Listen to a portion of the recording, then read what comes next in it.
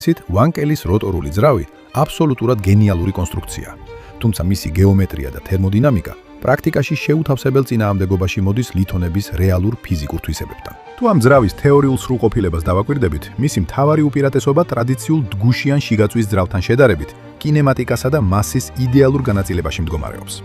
ჩვეულებრივ ძრავში დგუში მუდმივად ჩერდება და მიმართულებას იცვლის ზედა და ქვედა მკვდარ წერტილებს შორის, რაც სისტემაში უზარმაზარ ინერციულ დატვირთვას ქმნის.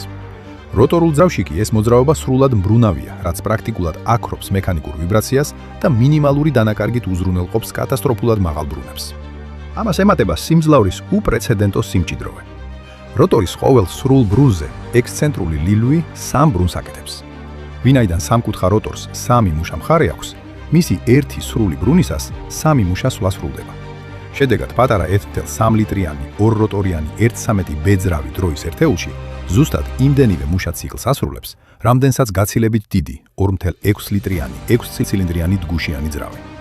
ეს ყველაფერი კი მიღწეულია სარქველების, გამანაწილებელი ლილვების, დამჭიმი ღვედებისა თუ ჯაჭვების გარეშე. ანუ მინიმალური მოძრავი დეტალით, რაც ქაღალდზე ნულოვან პოტენციურ დაზიანებას ნიშნავს. თუმცა რეალურ ფიზიკაში გადასვლისას პირველივე პრობლემა ზეთის მოხმარების კონსტრუქციული აუცილებლობაა. ტრადიციულ ძრავში ცილინდრის კედლები და ზეთის საფხეკი რგოლები ჰერმეტულად იზოლირებულია უშუალოდ წვის კამერისგან.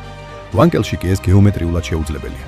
აქ გვაქვს ეგრეთ წოდებული მშრალი ხახუნის ზონა, სადაც როტორის წვეროებზე განთავსებული აპექსის სეგმენტები უზარმაზარი ძალის ზემოქმედებით მუდმივად სრიალებენ კორპუსის შიდა ეპიტროქოიდულ ზედაპირზე.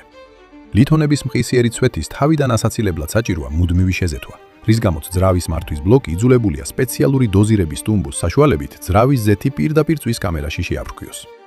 ამდენად ვანკელის ძრავში ზეთის წვა და მისი მუდმივი კლება კონსტრუქციული აუცილებლობაა და არა რაიმე სახის დეფექტი. აქედან იწყება ძრავის ნაადრევი სიკვდილის ფიზიკური და თერმოდინამიკური პროცესები, რომლებსაც სამი ძირითადი ფაქტორი განსაზღვრავს.